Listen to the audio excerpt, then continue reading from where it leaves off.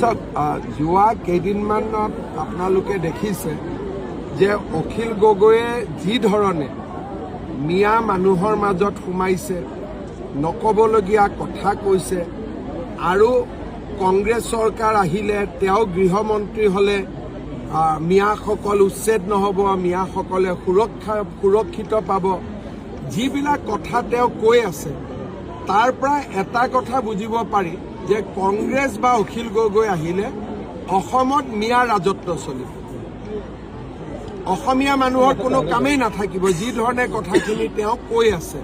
গতিকে মই ভাবোঁ যে অসমৰ মানুহে কথাবোৰ শুনিও আছে, অসমৰ মানুহে দেখিও আছে আৰু অসমৰ মানুহে এটা সুস্থিৰ ৰাজনৈতিক সিদ্ধান্ত ল'ব, তাত মোৰ সম্পূৰ্ণ বিশ্বাস আছে। ছাৰ, কংগ্ৰেছে মিয়া তুষ্টিকৰণ কৰে, এতিয়া ৰাইজৰ দল লগ লাগিছে, অখিল গগৈ ৰাইজৰ দল লগ লাগিছে, কি এটা পৰিৱেশ হ'ব গৈ আছে? কংগ্ৰেছৰ নমিনেশ্যন দিয়া যিদিনাখন লাষ্ট ডেট আছিলে, আপোনালোকে দেখিব সেইদিনাখন ৰাজীৱ ভৱনত কেনেকৈ গোটেই গুৱাহাটীখনতে চমৰীয়া, গৰৈমাৰী, বৰপেটা, ধুবুৰী খালি মিয়া মানুহে ভৰ্তি হৈ গ'ল। তেওঁলোকে কৈছে যে 700 মানুহে টিকট খুজিছে, লিষ্টখন প্ৰকাশ কৰক। আপোনালোকে দেখিব তাৰ ভিতৰত 600 অকল মিয়া। যোৱাকালি কংগ্ৰেছৰ হিন্দু ল'ৰাজনে মোক হোৱাটছআপ কৰিছে যে দাদা আমাক বচাওক, ৰাজীৱ ভৱনত আহিলে যেন কোনোবা এটা মছজিদতহে নামাজ পঢ়িব আহিছোঁ তেনেকুৱা লগা হৈছে।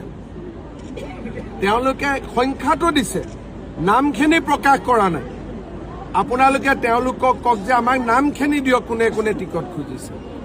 750ৰ ভিতৰত 600 মান অকল মিয়াই টিকট বিচাৰিছে আৰু 50,000কৈ মিয়াই টকাও দিছে ৰাজীৱ ভৱনত, ঘূৰাই নাপাওঁ বুলি জানিও দিছে। পুঁজি সংগ্ৰহ নহয়, মিয়াই বিজেপিক হৰুৱাবৰ কাৰণে সেইটো একচুৱেলি দানে দিছে।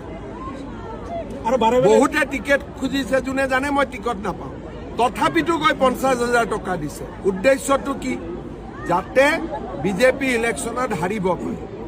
যোৱা কেইদিনমানত কংগ্ৰেছে জিলা সমিতিবিলাকক 2 লাখ 3 লাখকৈ টকা দিছে। ক'ৰ টকা দিছে? এই মিয়াবিলাকে দিয়া টকাবিলাকে বিতৰণ কৰি দিছে। গতিকে এইটো এটা সম্পূৰ্ণভাৱে মিয়াসকলে এইটো এটা জেহাদ বুলি লৈছে বিজেপিক হৰুৱাটো।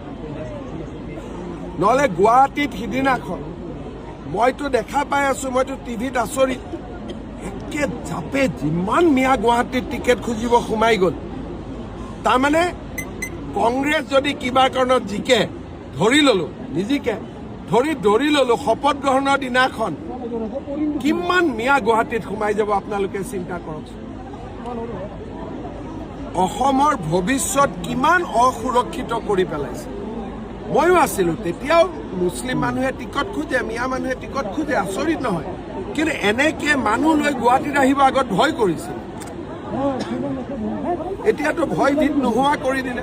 আমাৰ নেতাই পাকিস্তানী, গতিকে আমি কিয় বহি থাকিব লাগে? মইতো কৈয়ে দিছোঁ, মোৰ দেউতাৰ নাম মাৰ নাম কৈয়ে দিছোঁ, এইটো লৈ বিতৰ্ক কিয় লাগে? মই কি জানো, তেওঁ ভাবে যে তেওঁৰ দেউতাকৰ নামটো ডাঙৰ নাম, মোৰ দেউতাৰ নামটো সৰু নাম, সেইটোৱে হ'ব। বিজেপিৰ প্ৰস্তুতি এইবিলাকে আপোনালোকে নিজে দেখিছে দেখোন। মই বিজেপিৰ নামে ক'ব নোৱাৰো, মানুহে আগতে হাত উঠাই দিয়ে। বৰক্ষেত্ৰীত প্ৰাৰ্থিত্বত মই নাভাবোঁ কিবা বিশেষ সমস্যা আছে বুলি। হাৰা মানুহজনে কাম কৰি আছে যিহেতু।